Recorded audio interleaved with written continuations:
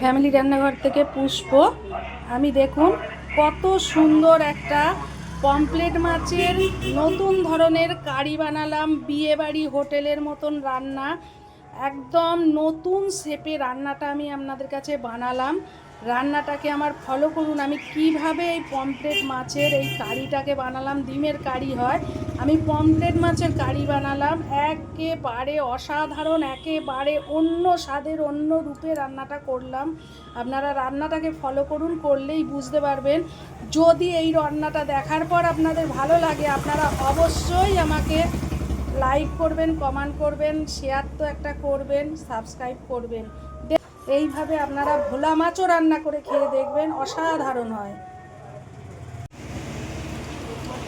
বাজারে গেলাম, গিয়ে হঠাৎ পমফ্রেট মাছ দেখতে পেলাম। ছোট সংসার, এই 3টে পমফ্রেট মাছ নিয়ে নিয়েছি। একটু পমফ্রেট মাছের ঝাল করব,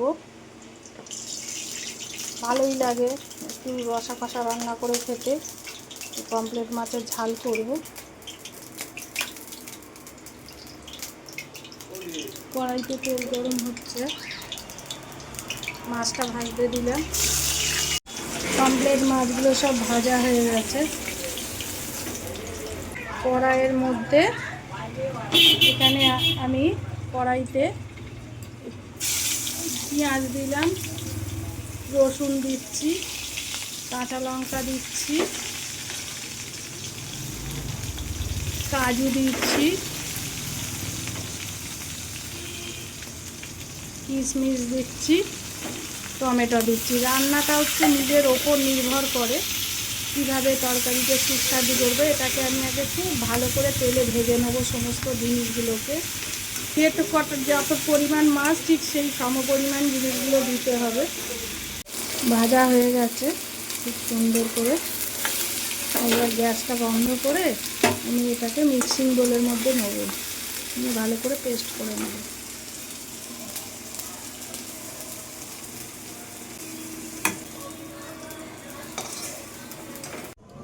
ওগুলো সব পেস্ট করে নিলাম।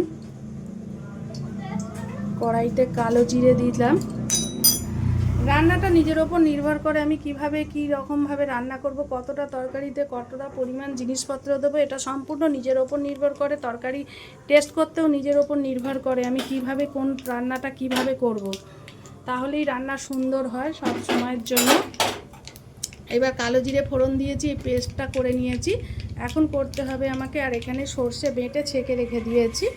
আমার এখন করতে হবে এর মধ্যে এইগুলোকে দিয়ে দেবো, পেস্টটা দিয়ে দেবো।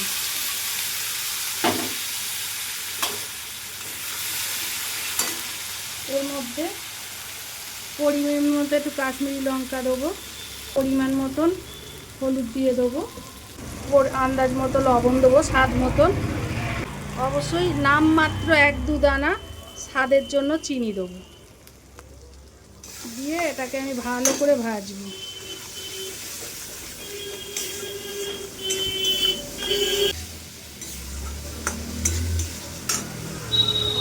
এইবার ওই যে সর্ষে ছাকা জলটা মিক্সিং বলে বাটিতে দিয়ে ওটাকে ধুয়ে ভালো করে ধুয়ে তারপরে ওই জলটা ওর মধ্যে আমি দিয়ে দেবো, দিয়ে সুন্দর করে কষাবো।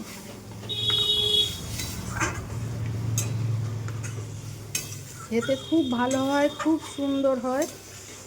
সব সময় এক ধরনের রান্না ভালো লাগে না, ঘরোয়া পদ্ধতিতে এইভাবে রান্না করলে খেতে খুবই ভালো হয়। 2 চামচ মতন টক দই দিয়ে দিচ্ছি আমি, টেবিল চামচের 2 চামচ মতো টক দই দিয়ে দিলাম।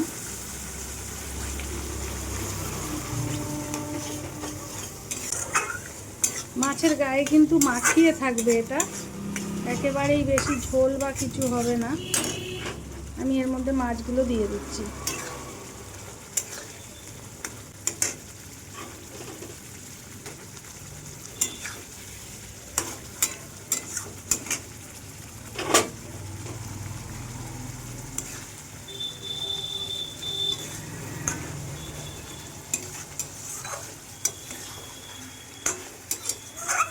এইভাবে একদিন রান্না করে খেয়ে দেখবেন কি অসাধারণ খেতে লাগে।